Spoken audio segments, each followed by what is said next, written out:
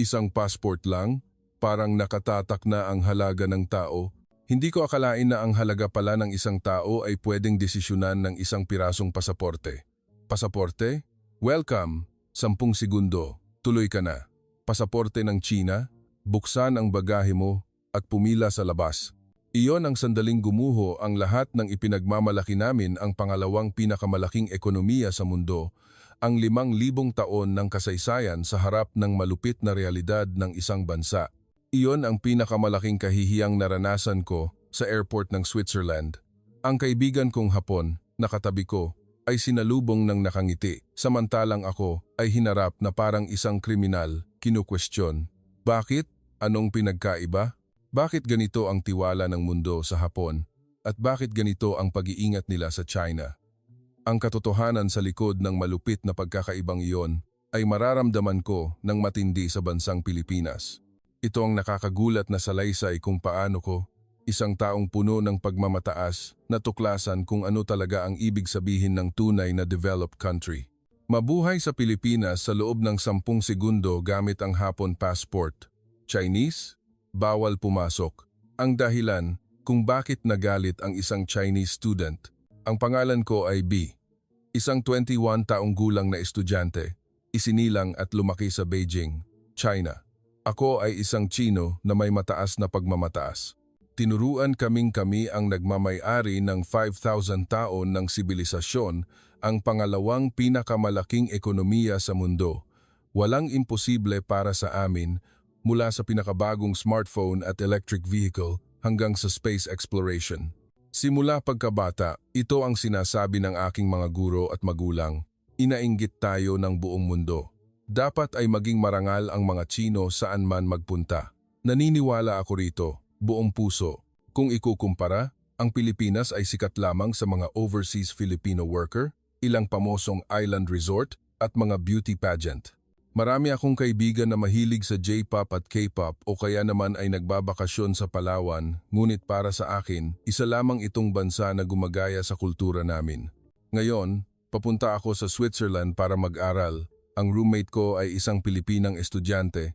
Magkasabay kaming darating sa Zurich Airport at ilang beses lang kaming nagpalitan ng email para magpakilala.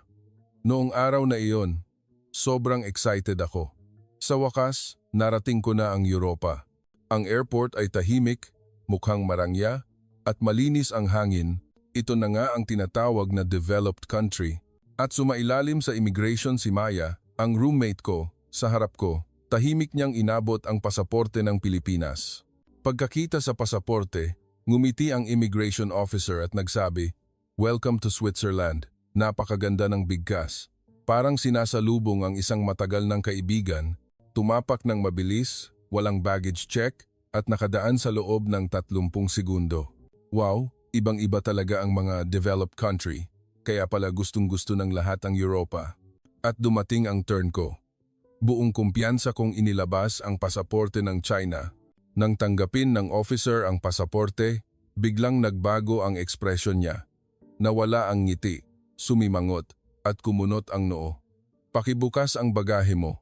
May kopya ka ba ng visa, school enrollment documents, dorm contract, itinerary, proof of insurance, at ang halaga ng cash na dala mo kailangan kong kumpirmahin ang lahat?" "Ha?"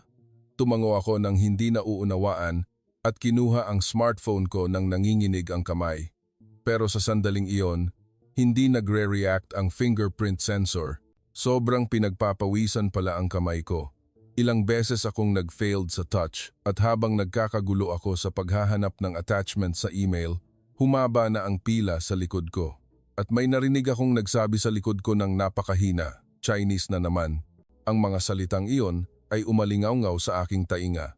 Tinitigan ako ng officer at bumuntong hininga ng bahagya.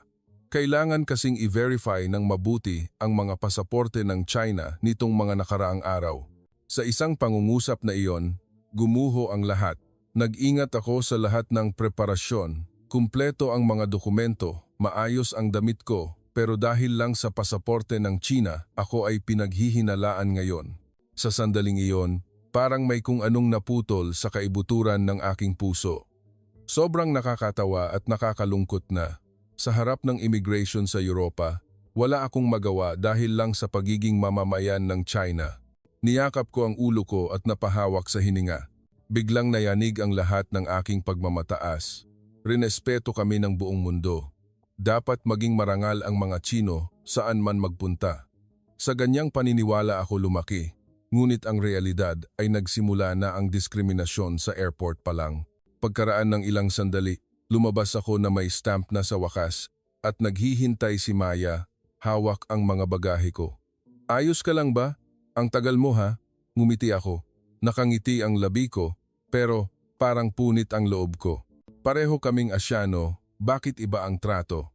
Iyon ang una kong karanasan sa Europa. Sinubukan kong takpan ang kahihiyang iyon sa immigration gamit ang aking self-esteem. Wala lang iyon.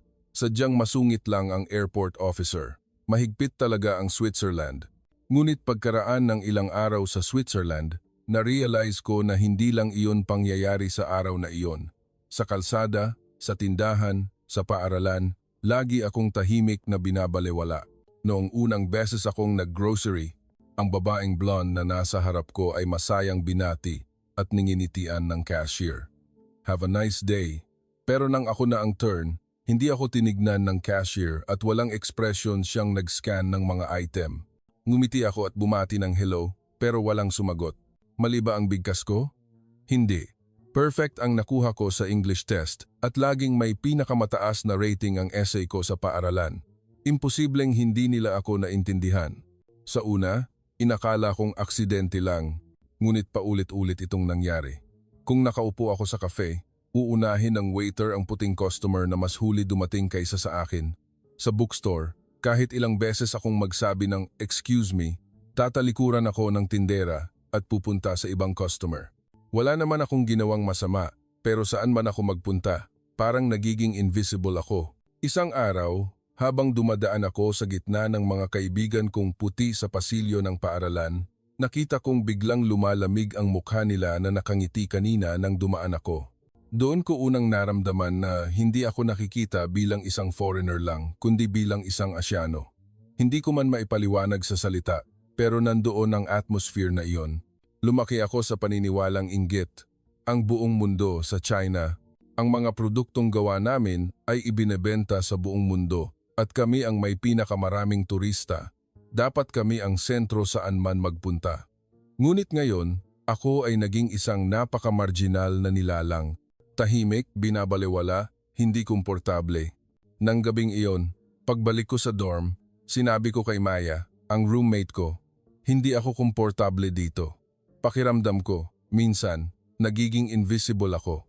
Tumango siya ng tahimik at pagkaraan ng ilang sandali, sinabi niya, oo, ganyan din ako noong una. Wala naman tayong ginagawang masama, pero parang lumiliit tayo.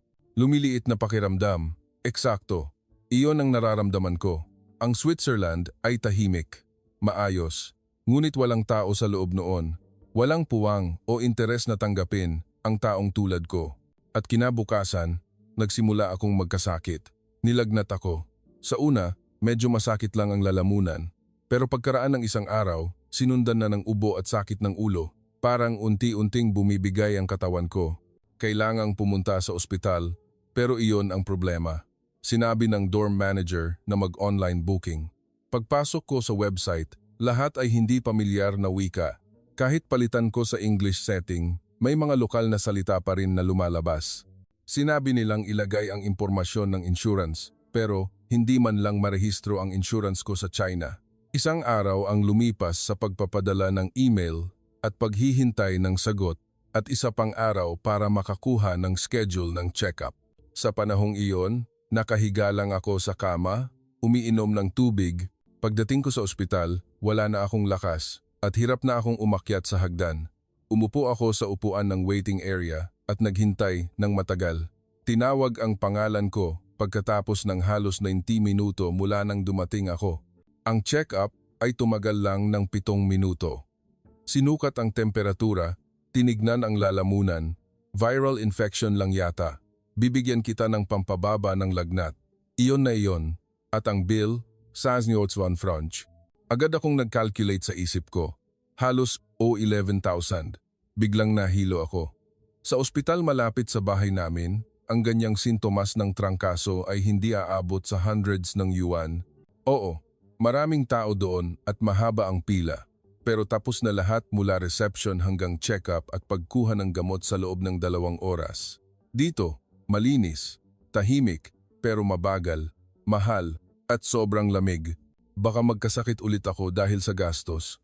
Kahit gumaling na ako, biro kong sinabi noong araw na iyon, kinuha ko ang supot ng prescribed medicine at lumabas ng ospital. Walang gaanong gumaan sa katawan at puso ko. Pagkaraan ng ilang araw na pagpapahinga, medyo gumaling na ang katawan ko, pero mabigat pa rin ang puso ko.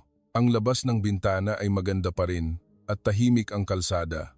Pero ang ganda na iyon ay lalo lang nagpapalungkot sa akin. Pakiramdam ko, tahimik akong binabaliwala. Walang nagtutulak sa akin. Walang nagpapakita ng diskriminasyon ng hayagan. Pero iyon ang lalong masakit. Naging isang transparent na nilalang lang ako sa kanilang gitna. Nang gabing iyon, nagluluto kami ni Maya ng ramen sa shared kitchen ng dorm, tahimik na gabi. Habang tinititigan ko ang palayok na umuusok, bigla akong nagsabi, medyo kakaiba ako nitong mga nakaraang araw. Wala namang nangyayari, pero pakiramdam ko, palagi akong lumiliit. Tinitigan niya ako ng matagal at sinabi niya, ganyan din ako noon. Noong una akong pumunta sa Europa, kakaiba ang pakiramdam, parang nakaipit ako sa gitna ng mga tao. Tumango ako, talagang nakaipit na pakiramdam. Naghalo siya ng ramen, gamit ang chopsticks at idinagdag niya, umuwi ako sa Pilipinas noong break. Hindi ko maipaliwanag pero parang mas madali huminga doon. Siguro dahil nakasanayan ko na, ang mga salitang iyon ay tumimo sa aking puso. Tahimik akong humigop ng sabaw ng ramen at noong gabing iyon, sa unang pagkakataon, nag-search ako sa internet tungkol sa Pilipinas. Puno ng mga litrato, mga kalsada, pagkain, ang pamilyar na init ng Asya at ang sophisticated na tanawin ng lungsod. Habang tinitignan ko iyon, bumulong ako sa aking isip. Sige, subukan kong pumunta. Kung makakatakas lang ako sa pakiramdam na ito, nag-book ako ng flight papuntang Pilipinas. Ang tutuluyan ko ay isang guest house malapit sa Manila Airport. Wala akong malaking plano, gusto ko lang pumunta sa kung saan mag-isa. Noong bisperas ng pag-alis ko, tumayo si Maya sa harap ng pinto at nagsabi, mag-ingat ka, baka compatible ka sa Pilipinas. Ang mga salitang iyon ay naiwan sa aking isip at dumating ako sa Ninoy Aquino International Airport sa Maynila. Ang totoo, wala akong gaanong expectation sa Pilipinas. Para sa akin, isa lang itong bansa na sikat sa mga OFW at resort, hindi nahihigit pa doon. Ngunit pagdating ko, may kakaiba na agad. Habang nakapila sa immigration, nakita ko ang mga officer na nakangiting nakikipag-usap sa mga foreign tourist gamit ang Tagalog at English. At dumating ang turn ko. Nag-aalangan akong inabot ang pasaporte ng China at bumati, pero ang sumalubong sa akin ay isang hindi inaasahang ngiti. Mabuhay! Bakasyon ba ang sadya mo sa Pilipinas? Ang tono ay malumanay at ang boses ay kalmado, kakaibang friendly. At ang ngiti na iyon ay hindi lang pormalidad. Ramdam ko ang sinseridad. Tapos ang immigration sa loob lang ng 30 segundo. Sa sandaling iyon, bumalik sa isip ko ang nangyari sa airport ng Switzerland. Noong inilabas ko ang pasaporte ng China, kumunot ang mukha ng officer, humingi ng mga dokumento, nag-check ng bagahe, at sinabing mahigpit ang procedure para sa mga Chino, pero dito, walang nagduda sa akin. Tinanggap lang ako bilang isang ordinaryong turista. Hindi ko pa nakikita ang mga kalsada o pagkain ng Pilipinas, pero dahil lang sa atmosphere ng airport na ito, parang may isang pader sa puso ko ang tahimik na gumuho. Bakit ganoon? Isang simpleng immigration lang, pero bakit ang gaan sa pakiramdam? Paglabas ko ng gate, huminto ako sandali. Ang tahimik at lapad ng airport, mataas ang ceiling, mahinahon ang ilaw, ang sahig ay kumikinang, walang alikabok, at lahat ng signage ay maayos ang pagkakaayos sa 4 na wika. English, Chinese, Japanese, Korean. Kitang-kita ang mga Chinese character na nababasa ko. Ang mga tao ay abala, pero hindi nagmamadali, walang ingay saan man. Naalala ko ang airport sa Switzerland. Oo, malinis iyon at maayos. Pero wala ang pakiramdam ng welcome na narito. Ang airport ng Pilipinas ay tila isang espasyo na puno na ng respeto sa bisita.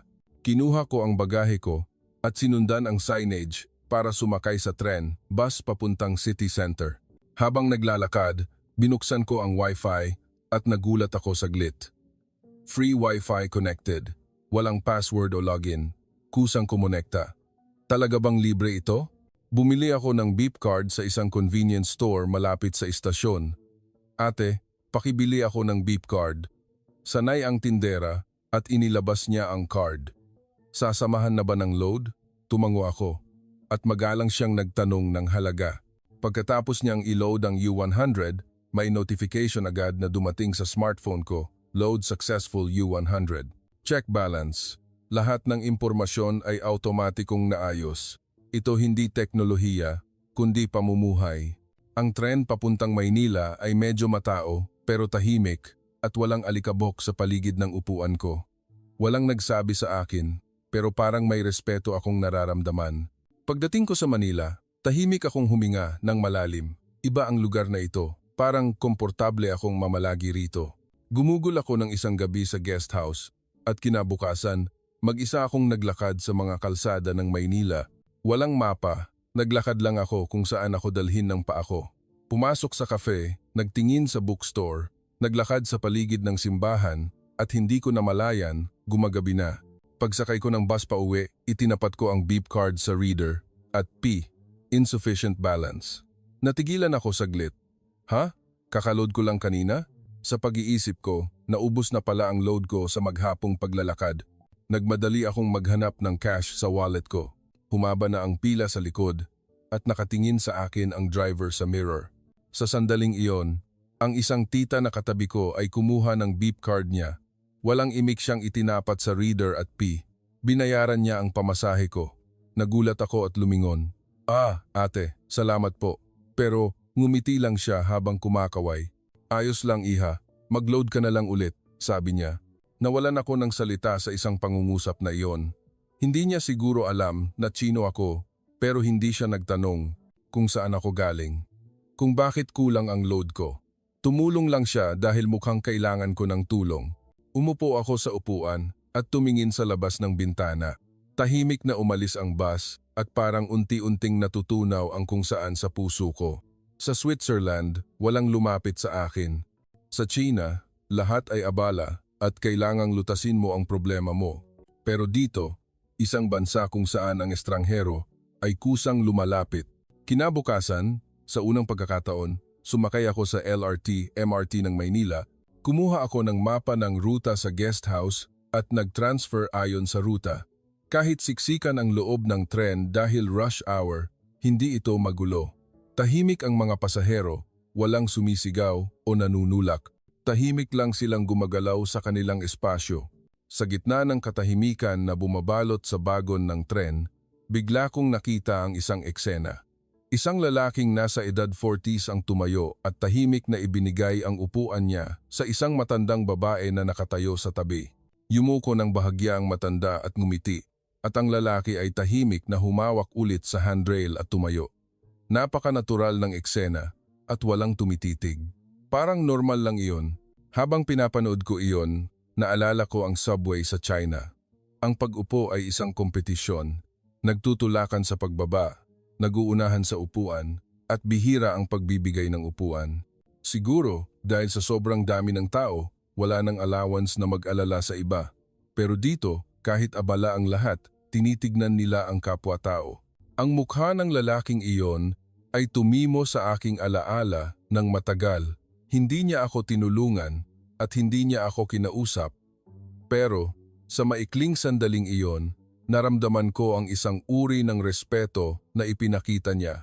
At naisip ko, kakaibang mapayapa ang bansang ito. Ang tanghalian ko, noong araw na iyon, ay mag-isa. Isang maliit na karinderya sa ermita. Marami ang mag-isa lang na kumakain at self-service ang tubig, kaya mas komportable. Habang kumakain ako ng mainit na sinigang at kanin, naisip ko, ito ang tunay na lasa ng Pilipinas. Habang kumakain ako, may tumawag sa telepono. Ang mama ko sa China, nagmamadali akong kumuha ng bag at lumabas ng karinderya habang hawak ang phone sa tainga ko. Oo ma, okay lang ako. Nandito ako sa Manila. Buhay pa ma. Tumayo ako sa tabi ng kalsada at natapos ang call pagkaraan ng mga 5 minuto.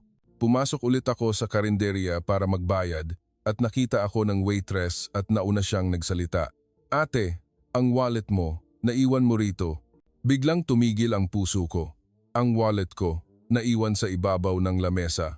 Ang cash, mga card, at lahat ng ID ko, lahat nandoon.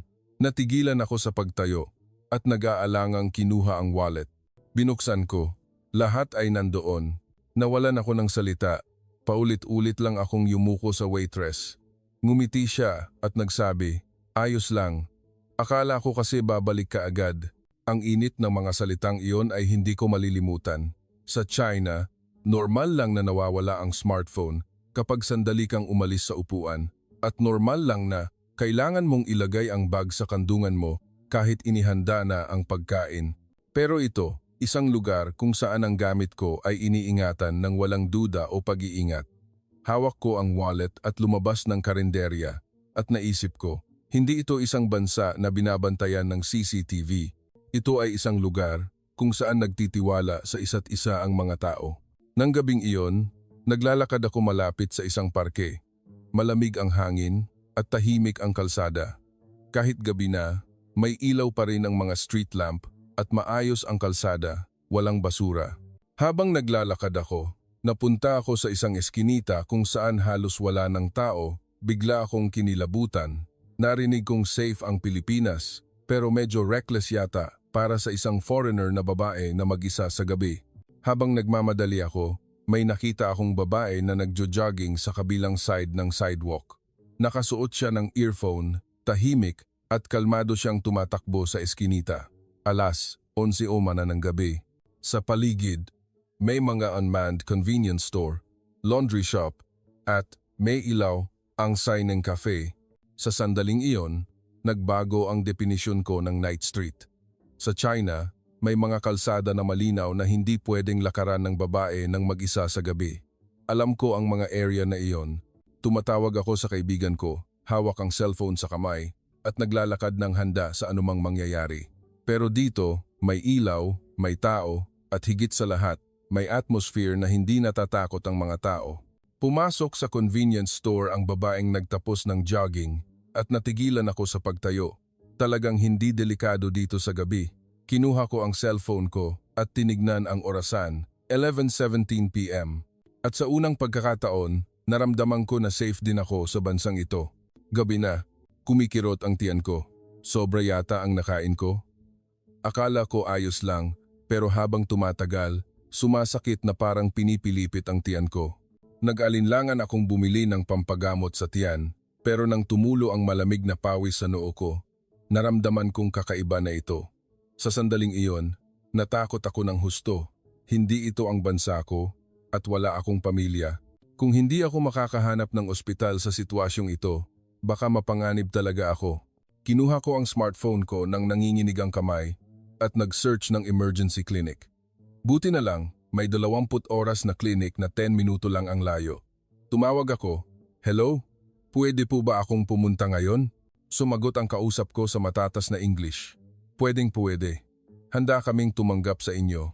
Sa isang pangungusap na iyon, halos mapaupo na ako. Dumating ako sa ospital na maputla ang mukha, amoy disinfectant ng bahagya, at tumayo agad ang nurse sa reception nang makita ang mukha ko. Ayos lang po ba kayo? Iga-guide ko na po kayo agad. Hindi ko masabi ang pangalan ko o kung ano ang masakit sa akin ng maayos, pero naintindihan nila. Mabilis na ginawa ang check-up batay sa ekspresyon ng mukha ko, boses at paghinga. Tinitigan ako ng doktor sa mata at nagsabi, siguradong nahirapan ka. Nagulat yata ang tiyan mo sa kinain mo. Tumango lang ako ng tahimik. Nag-prescribe siya ng gamot pampakalma ng tiyan at pampagaling ng bituka. Nang tanggapin ko ang gamot kasama ng isang basong tubig, parang may umakyat sa aking lalamunan. At ang bill, halos 14,500. Hindi ito mahal, kahit sa standard ng Chinese yuan.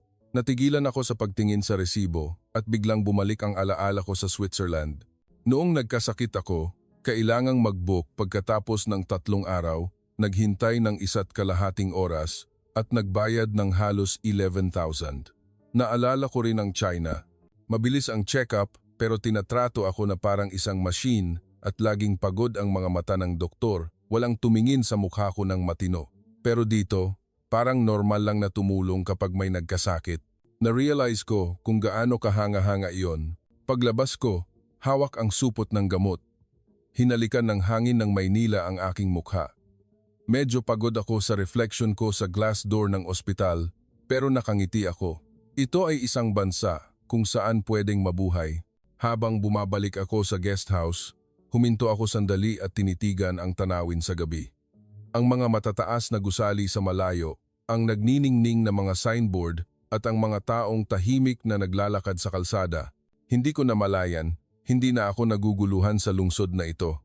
Sa una, dumating ako rito para tumakas lang sa kawalan ng kabuluhan sa Switzerland at para makahinga kahit sandali sa ingay at komplikasyon ng China. Ngunit ang lugar na ito ay hindi lang nagpahinga sa akin, kundi nagpakita sa akin kung paano mabuhay.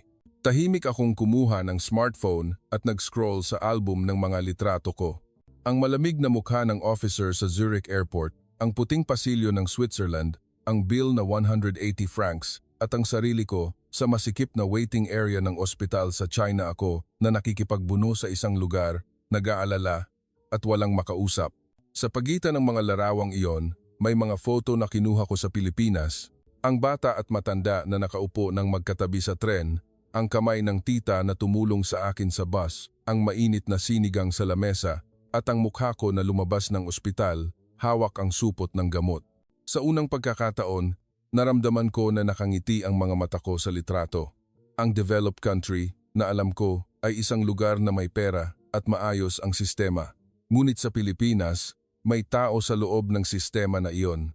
May kusang lumalapit, may tahimik na nag-aabot ng tulong kapag may panganib, at may naghihintay nang hindi nagagalit kapag nagkamali ka. Mas mainit kaysa sa Switzerland at mas maayos kaysa sa China.